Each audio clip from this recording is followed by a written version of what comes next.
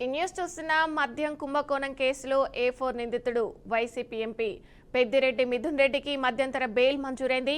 ఉపరాష్ట్రపతి ఎన్నికల్లో ఓటు హక్కు వినియోగించుకోవడానికి విజయవాడ ఏసీపీ న్యాయస్థానం ఆయనకు మధ్యంతర బెయిల్ మంజూరు చేసింది. జూలై 20న కేంద్ర కారాగారానికి వచ్చిన ఆయన దాదాపు 48 రోజుల తర్వాత బయటకు వచ్చారు.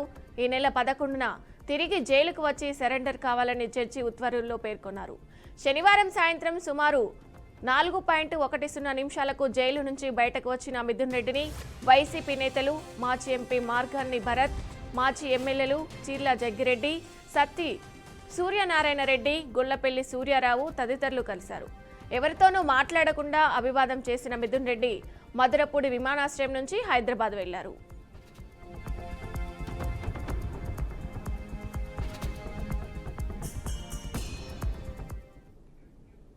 ఇక ఇదే అంశానికి సంబంధించి పూర్తి సమాచారం మా ప్రతినిధి నాగకిషోర్ అందిస్తారు. నాగకిషోర్, చెప్పండి. విజయ, థ్యాంక్ యూ విజయ.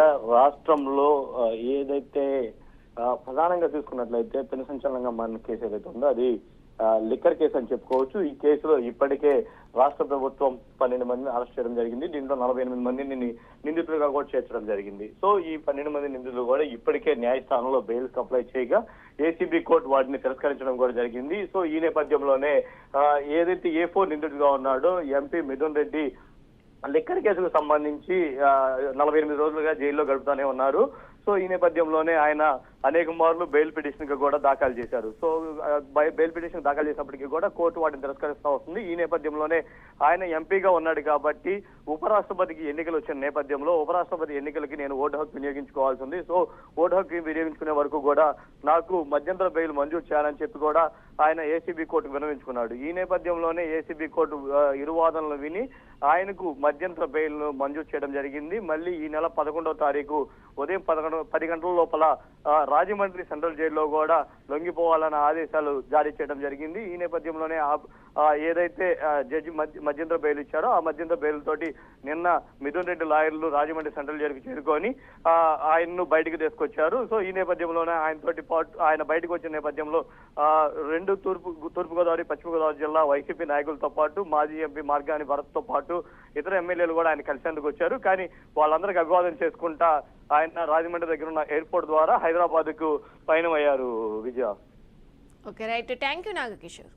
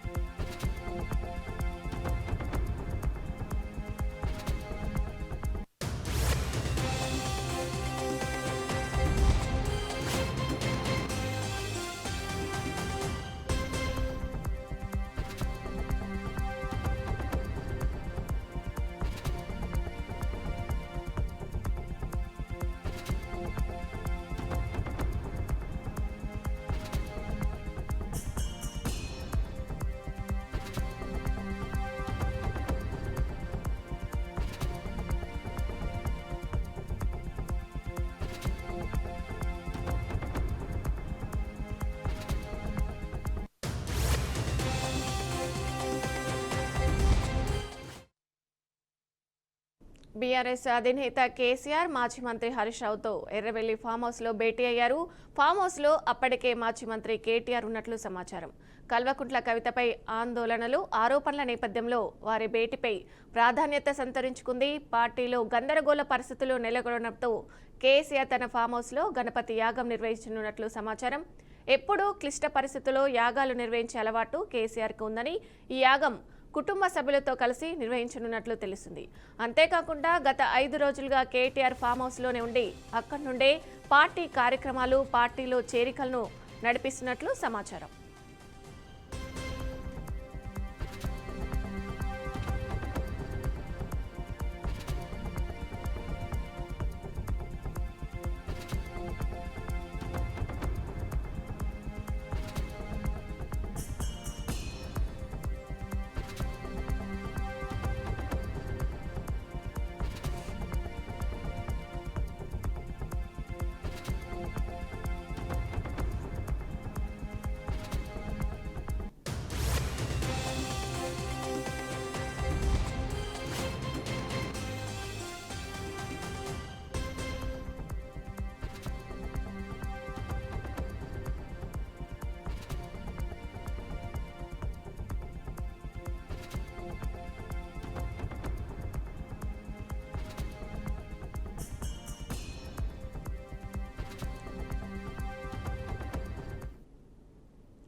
బీఆర్ఎస్ అధినేత కేసీఆర్ మాజీ మంత్రి హరీష్ రావుతో ఎర్రవెల్లి ఫామ్ హౌస్ లో భేటీ అయ్యారు. ఫామ్ హౌస్ లో అప్పటికే మాజీ మంత్రి కేటీఆర్ ఉన్నట్లు సమాచారం. కల్వకుంట్ల కవితపై ఆందోళనలు, ఆరోపణల నేపథ్యంలో వారి భేటీపై ప్రాధాన్యత సంతరించుకుంది. పార్టీలో గందరగోళ పరిస్థితులు నెలకొనడంతో కేసీఆర్ తన ఫామ్ హౌస్ లో గణపతి యాగం నిర్వహించనున్నట్లు సమాచారం. ఎప్పుడు క్లిష్ట పరిస్థితుల్లో యాగాలు నిర్వహించే అలవాటు కేసీఆర్కి ఉందని ఈ యాగం కుటుంబ సభ్యులతో కలిసి నిర్వహించనున్నట్లు తెలుస్తుంది. అంతేకాకుండా గత 5 రోజులుగా కేటీఆర్ ఫామ్ హౌస్లోనే ఉండి అక్కడి నుండి పార్టీ కార్యక్రమాలు, పార్టీలో చేరికలను నడిపిస్తున్నట్లు సమాచారం. ఇక ఇదే విషయానికి సంబంధించి పూర్తి సమాచారం మా ప్రతినిధి రమేష్ అందిస్తారు. రమేష్, చెప్పండి. థ్యాంక్ యూ విజయ. అంటే మనం లండన్ నుంచి వచ్చినటువంటి మాజీ మంత్రి హరీష్ రావు కీలకంగానైతే ఇప్పుడు హరీష్ రావుతో మన మాజీ ముఖ్యమంత్రి బీఆర్ఎస్ పార్టీ అధినేత కేసీఆర్ తోనైతే ఫామ్ హౌస్ లో భేటీ అయినట్టుగా అయితే మనకు పూర్తి సమాచారం ఉంది. ఇప్పటికే విజువల్స్ లో కూడా మనం చూస్తున్నాం. అంటే గత కొద్ది రోజుల్లోనైతే కేసీఆర్ కూతురు కల్వకుంట్ల కవిత అయితే బీఆర్ఎస్ పార్టీ మీద కావచ్చు, లేకపోతే అటు హరీష్ రావు కావచ్చు, సంతోష్ రావు మీదనైతే కీలక వ్యాఖ్యలు చేసిండ్రు. ఈ వ్యాఖ్యల నేపథ్యం లోపలైతే పార్టీ ఒకవైపు డ్యామేజ్ అవుతుందని చెప్పుకుంటూ వస్తున్న నేపథ్యంలోనైతే ఇటు హరీష్ రావు కానీ ఇటు సంతోష్ రావు కానీ ఏ విధంగా మాట్లాడాలి, ఏ విధంగా పోవాలి, అసలు ఎందుకు ఈ సంఘటన జరిగింది, ఎలా జరిగింది అనే ఒక కీలక అంశాలను అయితే అక్కడ ముందుగానైతే అటు కేటీఆర్ తోనైతే హరీష్ రావు భేటీ అయ్యారు. భేటీ అయిన అనంతరం అటు కేసీఆర్ తో కూడా భేటీ అయ్యారు. భేటీ లోపల ఈ విషయాలు అయితే చర్చిస్తా ఉన్నారు. ఎలా వెళ్ళాలి, ఏ విధంగా వెళ్ళాలి, బయటికి వెళ్తే ఒకవేళ మీడియా కూడా ఇదే అంశాన్ని పదే ప్రశ్నిస్తా ఉంది. అసలు ఏం జరిగింది, ఏం జరుగుతుంది అంటే మీ మీద పలు ఆరోపణలు చేసింది. అంటే కాళేశ్వరం కావచ్చు, లేకపోతే ఇంకా వేరే ఆరోపణలు కావచ్చు. ఈ ఆరోపణల నేపథ్యం లోపల అసలు ఏం జరుగుతుంది, అసలు ఎంతవరకు వాస్తవ అవాస్తవాలు ఉన్నాయని చెప్పేసి అని అయితే ఇప్పటికైతే చెప్పుకుంటూ వస్తున్నారు. ఈ విషయం మీద నేను అంటే ఇరువురు అంటే అటు కేసీఆర్ కావచ్చు, అటు కేటీఆర్ కావచ్చు, ఇటు హరీష్ రావు కావచ్చు, ముగ్గురు కూడా ఒక దఫాలో అయితే చర్చిస్తున్నారు. అంతేకాకుండా కవితని ఇప్పటికే పార్టీ నుంచి సస్పెండ్ చేసిండ్రు. కవిత కూడా పార్టీ చేసింది. రాజీనామా నేపథ్యం లోపల కవిత వేరే పార్టీలోకి వెళ్తుందా, లేకుంటే స్వతహాగా ఒక పార్టీ పెట్టుకుంటుందా? ఈ పార్టీ కనుక పెట్టుకుంటే పార్టీ నుంచి వెళ్ళి బీఆర్ఎస్ పార్టీ నుంచి వెళ్ళి ఎవరైనా కీలక నేతలు అంటే మాజీ మంత్రులు కావచ్చు, మాజీ ఎమ్మెల్సీలు కావచ్చు, మాజీ ఎమ్మెల్యేలు కావచ్చు, లేకపోతే పార్టీకి సంబంధించిన కీలక నేతలు ఎవరైనా కూడా కవితతో పాటు పార్టీలకు పోయే అవకాశం ఉందా, లేకపోతే ఏ విధంగా జరుగుతుంది అనే అంశాలు అయితే ఇప్పటికైతే 1-2 దఫాలుగానైతే చర్చిస్తా ఉన్నారు. అంతేకాకుండా ఎప్పుడు కూడా ఇలాంటి ఆపదలో అంటే ఎప్పుడు కూడా కేసీఆర్ కు ఏదన్నా సంఘటన జరిగినా, లేకుంటే ఎలాంటి విపత్కర సంఘటనలు ఉన్నప్పటికీ కూడా యాగాలు చేస్తారనేది మాత్రం గతం లోపల కూడా మన ఎర్రవెల్లి ఫామ్ హౌస్ లో యాగాలు చేసినటువంటి సందర్భాలు అయితే చూద్దాం. ఈ నేపథ్యం లోపల అయితే కేసీఆర్ అంటే గణపతి యాగం చేస్తాడనేది కూడా ఒక సమాచారం మనకైతే ఉంది. అయితే ఇలాంటి అంశాల మీద అయితే చర్చిస్తున్నారు. అంతేకాకుండా ఇప్పుడు రానున్న స్థానిక సంస్థల ఎన్నికలు కూడా ఉన్నాయి. పార్టీ ప్రచారానికి వెళ్ళాలి, పార్టీ ప్రచారం లోపల ముందుకెళ్లాలి. ఈ ముందుకెళ్లే నేపథ్యం లోపల ఇప్పుడు అంటే కవిత చేస్తున్నటువంటి అంశాల మీద ఏ విధంగా చర్చించాలి అంటే పార్టీలో ఒక హాట్ టాపిక్ కాదు, రాష్ట్ర వ్యాప్తంగా ఇటు అధికార కాంగ్రెస్ పార్టీ కావచ్చు, అటు అదే అధికారంలో ఉన్నటువంటి బీజేపీ పార్టీ కూడా ఒకవైపు విమర్శలు చేస్తా ఉంది. అంటే ఇదంతా కూడా వల్ల అంటే ఏదైతే కాళేశ్వరం కావచ్చు, లేకపోతే లిక్కర్ స్కామ్ కావచ్చు, ఇవన్నీ కూడా దోచుకున్నటువంటి సొమ్ము పంపకాల లోపలనే వీళ్ళు పంచుకునే నేపథ్యం లోపల ఇలాంటి సంఘటనలు జరుగుతూ ఉన్నాయి. ఈ పంపకాల లోపలనే గొడవలు వస్తా ఉన్నాయి అంటూ వాళ్ళు కూడా విమర్శలు చేస్తా ఉన్నారు. ఈ విమర్శలకు మనం అంటే ఎలాంటి విమర్శలు చేయాలి, ఏ విధంగా ముందుకు పోవాలి అనే అంశాలను అయితే చర్చిస్తా ఉన్నారు అనేది మనం చెప్పుకోవచ్చు. అయితే రమేష్, కుటుంబ కలహాల నేపథ్యంలో కవిత ఈ గణపతి యాగంకి అటెండ్ అయ్యే అవకాశం ఉందా అసలు? అంటే ఇప్పటికే వాళ్ళ కుటుంబం లోపల అయితే ఒక గ్యాప్ అనేది ఏర్పడ్డది. కవిత చేస్తున్నటువంటి విమర్శల నేపథ్యం లోపల ఇప్పటికే కేసీఆర్ పార్టీ నుంచి వెళ్ళి అంటే బీఆర్ఎస్ పార్టీ అధినేత కేసీఆర్ అయితే కవితని సస్పెండ్ చేయడం, కవిత కూడా పార్టీకి రిజైన్ చేయడం. అంటే గతం లోపల అంటే చూస్తే మన రక్షాబంధన్ కార్యక్రమం లోపల కూడా కేటీఆర్ కు రక్షాబంధన్ కడతది అంటే రక్షాబంధన్ కట్టే అంటే అన్నా చెల్లెలకు అనుబంధంగా ఉన్నటువంటి ప్రతీకంగా ఉన్నటువంటి రక్షాబంధన్ కూడా కవిత వెళ్తుందా కట్టదా అనేది కూడా సోషల్ మీడియాలో బాగా వైరల్ అయినటువంటి సందర్భం ఉంది. అప్పుడు కూడా కవిత వెళ్ళినటువంటి సందర్భం అక్కడ కూడా లేదు. అయితే ఈ యాగం లోపల కూడా పిలుస్తారా అనేది ఒక చర్చిస్తా ఉన్నారు. పిలవచ్చు అనేది ఒక ఊహాగానం ఉన్నప్పటికీ కూడా కవిత రాకపోవచ్చు అనేది కూడా ఒక ఆలోచన అయితే చేస్తా ఉన్నారు. Okay, right, thank you Ramesh.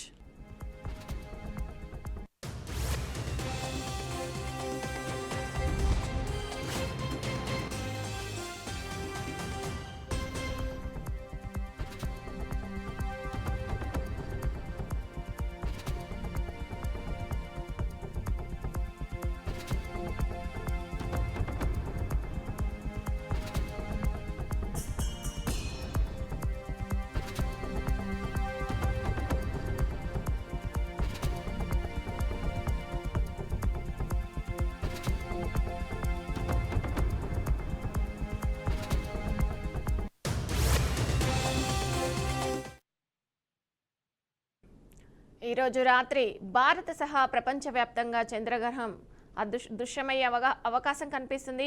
రాత్రి 8:50 నుండి రాత్రి 2:25 వరకు చంద్రగ్రహణం కొనసాగనుంది. ఈ గ్రహణ సమయంలో చంద్రుడు అత్యంత ఎర్రగా మారనున్నట్టు నిపుణులు చెబుతున్నారు.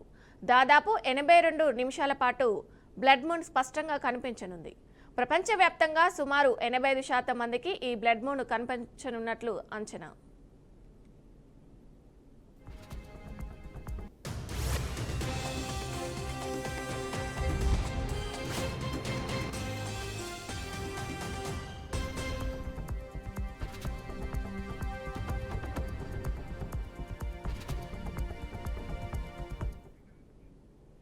ఈ గ్రహణం నేపథ్యంలో ఆలయంలో కూడా విశేష జాగ్రత్తలు తీసుకున్నారు.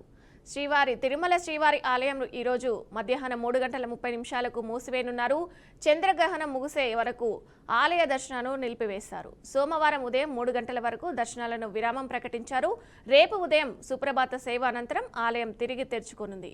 గ్రహణ దినమైన ఇవాళ పౌర్ణమి గరుడ సేవతో పాటు పలు ఆర్జిత సేవలను టీటీడీ రద్దు చేసింది.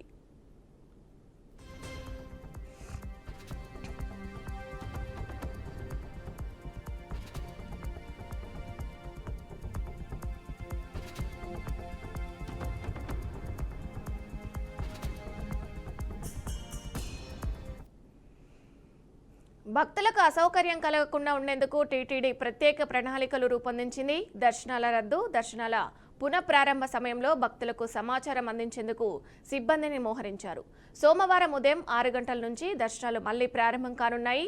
భక్తులు అధికారిక సమాచారాన్ని పాటిస్తూ ఆలయ దర్శనాలకు వచ్చేటప్పుడు ముందస్తు సమాచారం తీసుకోవాలని టీటీడీ విజ్ఞప్తి చేసింది.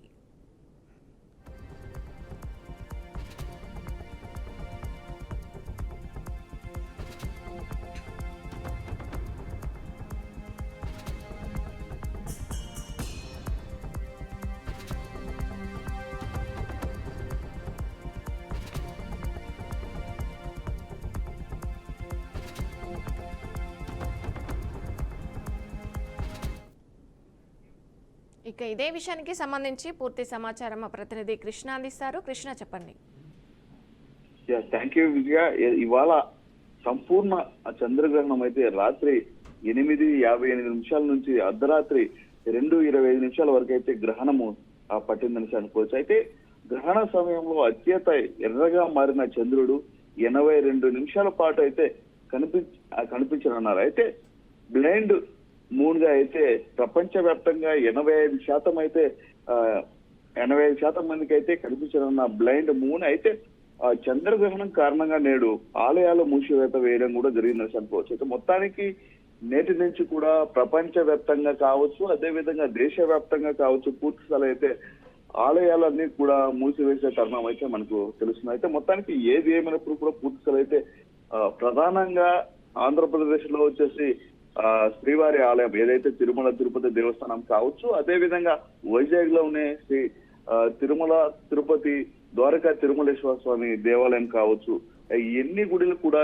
చాలా వరకు అయితే పూర్తి అయితే గ్రహణ సమయం కాబట్టి అయితే గ్రహణము విడిచేంత వరకు కూడా ఆలయాలు మూసివేయడం జరుగుతుంది. అదే విధంగా భక్తులు కూడా ఎప్పటికప్పుడు సమాచారం తెలియజేస్తూ అదే విధంగా గ్రహణ సమయం కాబట్టి ఆలయ తలుపులు కూడా మూసివేయడం జరుగుతుంది. అదే విధంగా భక్తులు కూడా రేపటి దినాన ఏదైతే ఉదయము 3:30 నుంచి అయితే సోమవారం ఉదయం 3 నుంచి అయితే పూర్తి స్థాయి అయితే భక్తులకి స్వామివారి దర్శనం ఇవ్వడం జరుగుతుంది. అయితే ఉదయం 6 నుంచి తిరిగి దర్శనాలకైతే పూర్తి స్థాయి అయితే వెళ్లేంత కూడా అవకాశం టీటీడీ వాళ్ళకి కూడా కల్పించినట్టయితే తెలుసు. అయితే నిన్నటి దినాన ఏదైతే హైదరాబాద్ లో నిర్వహించిన ఏదైతే గణేష్ నిమజ్జన బడా గణేష్ నిమజ్జన కారణం ఏదైతే ఉందో ఆ గణేష్ నిమజ్జన ఏదైతే అంత తొందరగా ముగించడానికి కారణం కూడా ఈ గ్రహణమే అనేసి కూడా పూర్తి స్థాయి అయితే మనకు తెలుస్తుంది. అయితే మొత్తానికి ఏది ఏమన్నప్పుడు కూడా పూర్తి స్థాయి అయితే చంద్రగ్రహణం అనేది మహా చెడ్డదనేసి అనుకోవచ్చు. అయితే మనం పురాణాల్లో చూసాము, అయితే త్రేతాయుగ కాలంలో కూడా వీటి గురించి చెప్పిన మనం చూసాం. మొత్తానికి ఏదేమన్నప్పుడు కూడా ఆ చంద్రగ్రహణం అనేది మహా చెడ్డది కాబట్టి అయితే ఆలయాలు శుద్ధి చేసేంత వరకు కూడా పూర్తి స్థాయి అయితే ఎవరిని కూడా లోపలికి అనుమతి ఇవ్వరు కూడా అనేసి కూడా తెలుస్తుంది. అయితే మొత్తానికి ఏది ఏమైనప్పుడు కూడా పూర్తి స్థాయి అయితే ఈ చంద్రగ్రహణం కారణంగా అయితే ఆలయాలన్నీ కూడా మధ్యాహ్నం 3:30 నుంచి సోమవారం ఉదయం 3 వరకు అయితే దర్శనాలు అయితే బంద్ చేయడం జరుగుతుంది. అదేవిధంగా ఆలయ తలుపులు కూడా మూసివేయడం జరుగుతుంది. ఎందుకంటే దర్శనం పూర్తి స్థాయిలో అయితే ఏదైతే సంపూర్ణ చంద్రగ్రహణం ఏదైతే ఉందో యావత్ ప్రపంచ వ్యాప్తంగా కావచ్చు, అదేవిధంగా దేశవ్యాప్తంగా కావచ్చు, అయితే ఈ గ్రహణం పట్టినప్పుడు ఏదైతే ఆ శని అనేది ఏదైతే ఉంటుందో ఆ శని ప్రభావం ఎక్కువగా ఉండడంతో అయితే ఈ యొక్క ఆలయాలు కూడా మూసివేయడానికి కారణం అని కూడా అనుకోవచ్చు. ఇక అయితే మొత్తానికి ఏది అయినప్పుడు కూడా పూర్తి స్థాయిలో అయితే ఈ యొక్క దర్శన సమయంలో పూర్తిగా అయితే ఈ గ్రహణం ఉన్నప్పుడైతే ఎవరు వెళ్ళరు. అయితే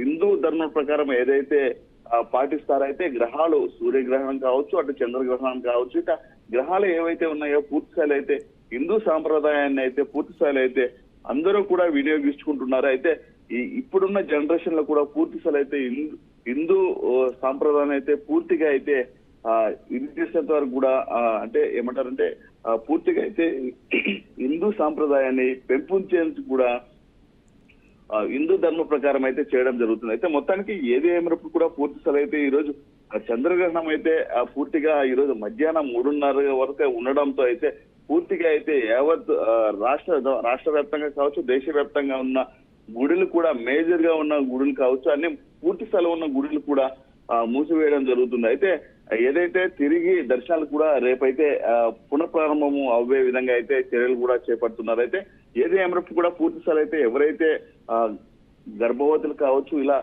కొన్ని విషయాలలో కూడా పూర్తి స్థాయి అయితే ఈ యొక్క చంద్రగ్రహణం అనేది మహా చెడ్డది కాబట్టి అదే విధంగా సంపూర్ణంగా ఆయురారోగ్యాలతో ఉండాలంటూ కూడా నిపుణులు కూడా చెప్తూ ఉంటారు. ఎందుకంటే ఈ యొక్క చంద్రగ్రహణం అనేది పూర్తి స్థాయి అయితే ఒక్కసారిగా అర్ధరాత్రి సమయం ఏదైతే 2:25 పూర్తిగా ఎర్రగా మారిన తరుణం అయితే అందరూ చూసిన విషయం అయితే ఈ యొక్క ఎర్రగా మారడంతో అయితే ఒక్కసారిగా అయితే ఈ యొక్క క్రిటికల్ ఏవైతే ఉన్నాయో ఆ ప్రభావం ఉంటుందనే కారణంతోనే గర్భవతులు కావచ్చు, అదే విధంగా పూర్తి స్థాయి అయితే వారికి కూడా చర్యలు తీసుకునే విధంగా ఇంట్లో నుంచే బయటికి రాకూడదు అని కూడా పెద్దలు చెప్తూ ఉంటారు.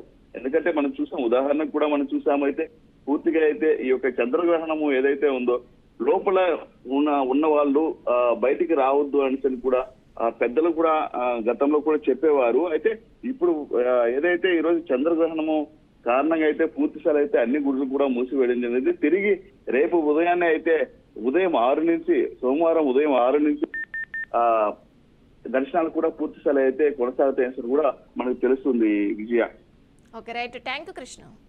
ప్రకాశం జిల్లా కొత్తపట్నంలో వినాయక చవితి నిమజ్జనం కార్యక్రమాల్లో అపశృతి చోటు చేసుకుంది.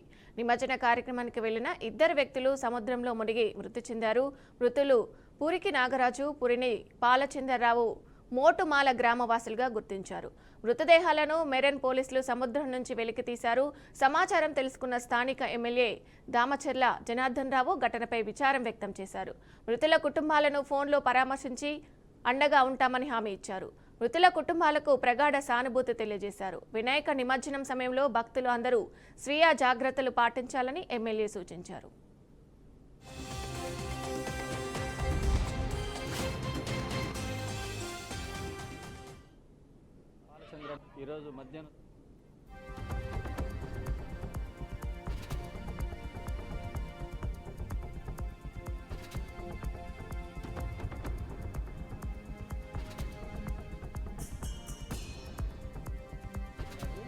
ఈరోజు మధ్యాహ్నం సుమారు 2:30 గంటల సమయంలో కొత్తపట్నం మండలం మోటుమల గ్రామం సముద్రం బీచ్లో ఇద్దరు చనిపోవడం జరిగిందని సమాచారం రాబడింది. సో సమాచారం మేరకు ఇక్కడికి రావడం జరిగింది. మోటుమల గ్రామానికి చెందినటువంటి పురిని నాగరాజు, అలాగనే పురిని పాలచంద్ర అన్నటువంటి 2 వ్యక్తులు సముద్రంలో అలల దెబ్బకి ప్రమాదవశాత్తు చనిపోవడం జరిగింది. దీని మీద కేసు నమోదు చేసి దర్యాప్తు చేయడం జరుగుతుంది. అలాగనే ఈ ప్రాంతానికి గౌరవ తహసీల్దార్ గారు కూడా విజిట్ చేయడం జరిగింది. దీని మీద కేసు నమోదు చేసి దర్యాప్తు చేస్తున్నాం. ఈరోజు మధ్యాహ్నం సుమారు 2